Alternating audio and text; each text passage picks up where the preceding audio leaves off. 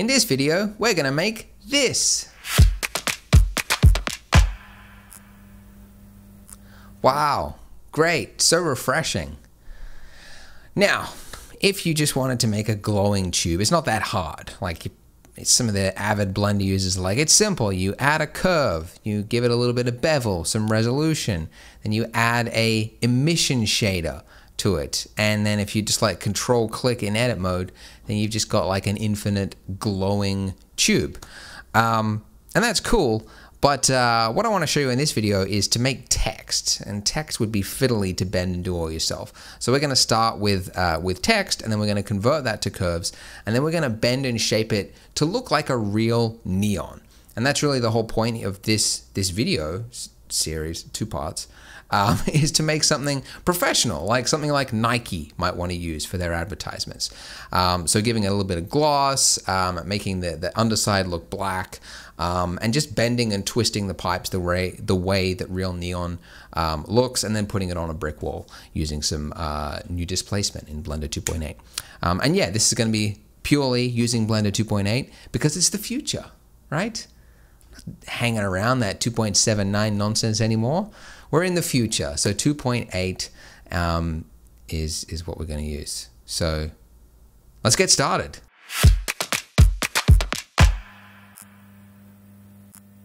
So let's start with a clean scene, and let's just add in a text object.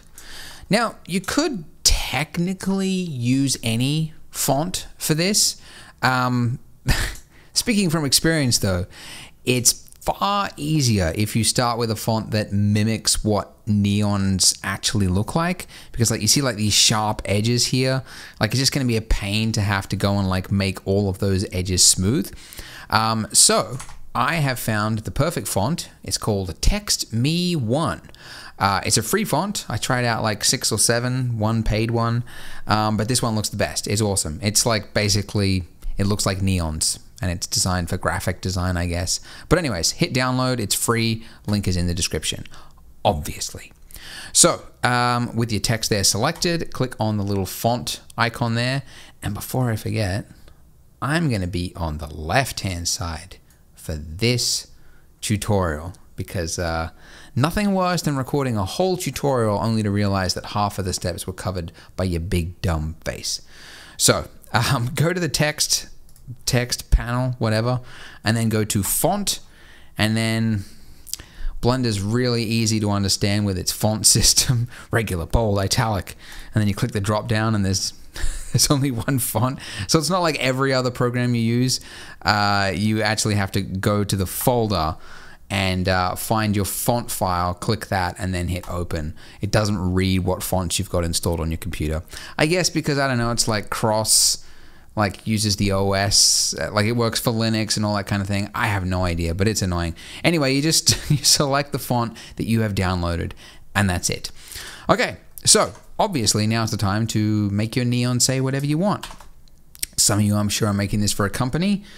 Do as you would normally do. I'm gonna make it donuts. Why not? Why not go all in on that meme? The Blender Donuts subreddit and all that. It's just gonna say donuts, all right? Now I wanna rotate it by 90 degrees so that it's standing upright. Very annoying in Blender 2.8, doesn't actually show you a plane when it's like looking at it flat on. I'm hoping that changes. Anyway, there it is. Now, we're going to convert this to a curve so that we can make it look like a neon. But before you do that, what I want you to do is duplicate it, hit escape, and then just hide it, okay? And it'll become clear why we're doing that in a second, but for now, just do that. Okay, so we got it. Now, to convert it, I'm sure there's a hotkey. Actually, is it Alt-C still? No, that's changed. I'm probably not a hotkey anymore. So we're going to hit F3, and we're going to type in convert, or convert, as I apparently screamed into the text box. Hit convert, and then we're going to select curve from mesh/text. There we go. Now, if you go into edit mode with tab, you will see you get all these little curve handles. Nice. And if you went into the curve settings here, and then underneath well, actually space, first of all, change the fill to be none. And then if you went to geometry, bevel, and just turn that up, and then your resolution as well, then look at that. You've got little neon tubes. Probably the biggest problem you've probably already noticed is that we have double the amount of neon tubes, because basically fonts are vectors, I want to say. Essentially they're a shape, a filled in shape, and therefore there is two edges to them. There is the outer edge and there is the inner edge, and we have both of them, and we don't need that. So what we can do is just delete the other half of it. Okay, so we can select, like with this D here, I can hit Control L, then hit X, and then select vertices.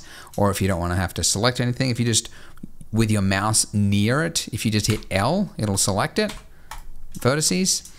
And now we have a problem, okay? Because these aren't separate objects, they are one solid object. So you could like go through and like select each one like that, but that's annoying. What I would recommend you do is just create an incision, like to separate them. So you select two vertices like that, then hit X and then click segments. That's going to create a break, and then you do another one down here, segments. And then if you select one side of it, L, X, segments. And there you go. And so we're just going to do that for the rest of it. I think this is why people get into 3D, isn't it? You know, they love the manual labor. And I gotta be honest, there is a fair bit of manual labor for this tutorial. Mostly just this kind of stuff, making your curved shape here actually look like a neon. It's not the most thrilling thing to do, but hey, if somebody wants to make a plugin that auto-generates neons to look the way they should, then that would be great. But until then, you got to do it all by yourself. So I'm going to hit X, vertices, and look at that. We now have a single, well, they're separated letters, but we have one tube instead of two. However, there's a couple of problems. For one, we've got these little tails on it. So if you see those little tails, you can just select it. By the way, I'm going into circle mode by hitting C, and then escape, and then that. Or you can actually just change it up there now. Look at that. Blender 2.8 with its user-friendly icons. So convenient. The other problem is, I'm sure the designer, like graphic designers, especially people that know fonts, are probably like screaming right now at how bad and disjointed this looks. Because sometimes we selected the left side, sometimes we selected the right side. The N and the S actually have the opposites showing, like, so this is the inner, the right edge, and this one is like the outer edge or whatever. So it's all messed up. So turn on the layer in the background, which I told you to hide, so there it is. And what we want to do is we want to make this tube, we want to put it in the center of our text. And that, you know, it's gonna make it look more professional. The words are gonna look nice. And, you know, the little things add up, right? Yes, it's fiddly, and you don't have to do it, but these little things add up, and you'll find that your neon actually looks pleasing. It looks like a professional sign that you might see somewhere. So I'm doing this in a pretty random fashion. So I've got the basic areas done. Now for something like the U, right? Anyone who knows about Bezier curves or curves in Illustrator knows that you want to have as few handles as possible. And you can see we've got handles that we don't really need, right? So I'm going to delete these, and you'll see that, yes, it's now pointed. I can delete that one as well. But if I take this handle here and I hit V, V for Victor, victim, Victor. Victor's the one, isn't it? Anyway, then I'm going to hit aligned, and now if I make this, there we go, something like that, pull that out, we've got a nice smooth curve without any like little jagged handles ruining things, and we have much more control over it, right? So it looks nice and smooth. So I'm going to do the same thing here with this N. Delete that. I'll make a little You'll do that a lot, by the way, what I just did then, because the old Blender shortcut for subdividing was W, and now it's W changes that. So you'll do it like a dozen times while you're doing this. That's fun.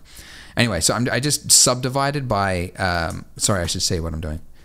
Select two vertices, right click, and then hit subdivide. That's how you bring up that menu, subdivide. Okay, so bring this to the top, move this to the edge, move this to the middle. That's good. And now for this one, let's try automatic. What does that do? It's not bad. Automatic. Trouble with automatic is then you can't rotate it. I don't know what purpose it actually serves. So I usually just select aligned, and that looks good. What is vector? Oh yeah, vector's the sharp one. I hate that one. Anyway, the curves are, they could be nicer in Blender. Let's be honest. They could be a little nicer than they are. But they're all right. They do the job. Okay, that's good. Okay, now the S. So the S is just like with the N. We're just going to do it one by one. So for those of you who use a lot of curves, like in Illustrator and stuff, you'll know what I'm doing now is basically selecting like the height of the curve, like where the curve sort of ends, and then anything in between it, I'm just sort of removing. So there to there, there, delete that one as well. And then I'm going to move that in the middle, this one here, and then by scaling it, you can fill out that shape. This, by the way, like this is tedious, but if you're not familiar with curves or you haven't used them very often, this is actually like a really good training exercise. Years ago when I was into graphic design, there was like a little PDF you could download for Illustrator that some guy made that was to like train you how to use curves properly. Like, and it was basically like how to like training yourself how to use as few handles as possible to create like the right sort of shape like this, right?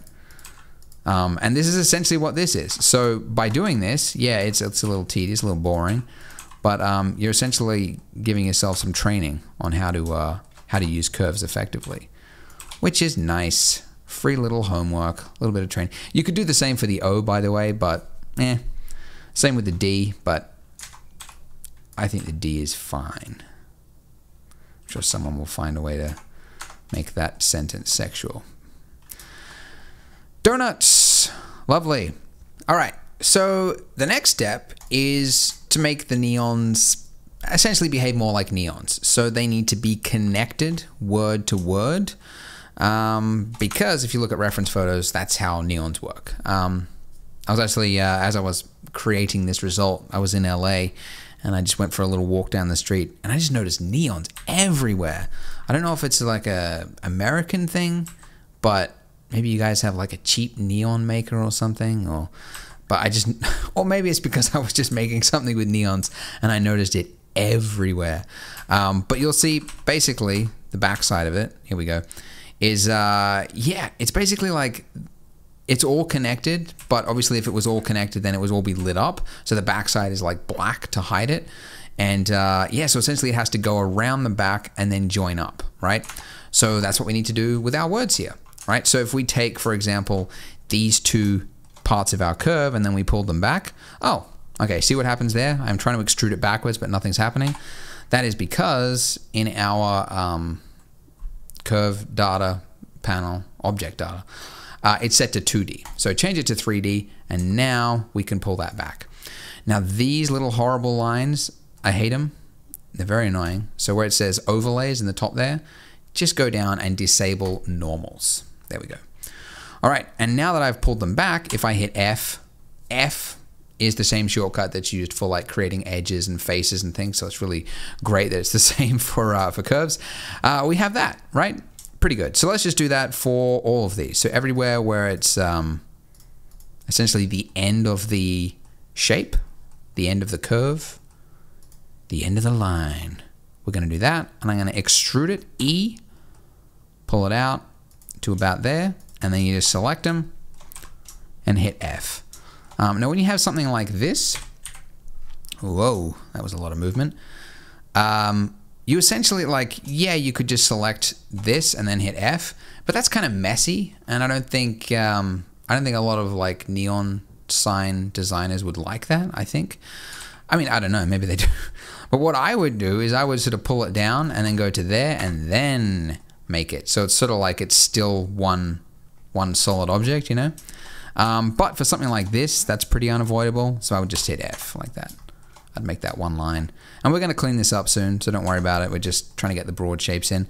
Now the O and the D, they have to be broken somewhere, right? So for the D, I'll break it right there. And let's, whoa, I'm all over the place. Okay, let's pull that back and then hit E, and I'm gonna extrude that out to about here. And then what I'll do is I'll delete that face. Let's delete that segment. Now we've got a break. And then let's put this about here. Hit E, and then F. That's horrible. Oof. All right, let's go aligned. Huh. Aligned is oddly perfect. Okay, that's good. And then same one here. I know this is fiddly, guys. Like you're trying to follow along and like, all right, now let's do the bottom of the D. Like it's really basic, right? We're just pulling it, we're extruding it out to put it behind it, and then you're just joining it as best as you can. And the word that you're creating, I'm sure, probably isn't donuts. The loyal crazy people in on that meme might be using donuts, but you know, your word is going to have A's, it's going to have all sorts of complexities. All you got to do is just like pull up some reference photos of neons and see what they do for those shapes. Like where do they put the cut? You know, how do they fix this? You know, how curved is these shapes in the back here? So this is the other thing, right? Like now we've got the bottom of this creating like a really hard 90-degree angle, which is impossible. So I pull it up a little bit and then I pull that down and we've now got a smooth angle, right? There's a lot of curves. This is like the perfect study for people who want to get good at curves and currently aren't, is to create neon tubes. Rotate it. There we go. Pull it out. Nice. All right. So I am going to do the rest in fast motion because it's repetitive. And while that's happening, let's talk about Polygon. Join 250,000 members who are using Polygon to make better renders. Textures, models, HDRs, brushes, they're seamless, there's no artifacts, they're tack sharp, they got all the maps you need. Basically download them, drop them into your scene, and get on to doing what you do best, which is make better renders, hopefully.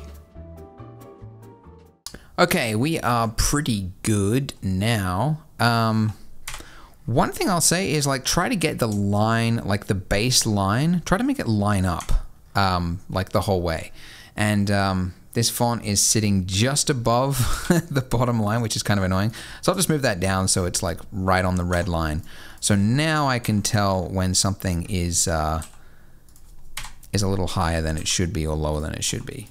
And it, you know, this is again going back to that whole, you know, graphic design sort of thing. Like you want the words to look nice because that is what people are seeing. It's what they're reading. Like they're not really, like if you're making this for an advert, right, a commercial, people aren't really caring that much about the neons. They're reading the word and the word has to look nice. Essentially what I'm trying to do is I'm trying to convince you guys, the 3D artists, that word design is important. Because I remember when I was a young punk, I was a young 3D artist, and I was all about the technical details and like gotta do this, gotta do that. And you know, now I've sort of realized that it's a lot of topography, 3D topography. It's like the font is a huge slice of it. It's got to look nice. The words have to look nice. And I'm rambling, you know. So let me just create that final little smoothed off edge there. Okay, lovely. As a final thing, I'll take those last 2 points. Oh, that one already is. But I'll just move that back. We're going to do, for the last point, it's going to have like a power cord coming out the bottom of it. But for now, we'll just leave it at that. Okay, lovely. Now we have come to the end of this video. In the next part, we are going to be doing the materials, making this thing glow, making the back part of it become black, adding a brick wall with the new displacement features in Blender 2.8, and you know, just making it look nice. So go ahead and join me in the next video by clicking here on your screen.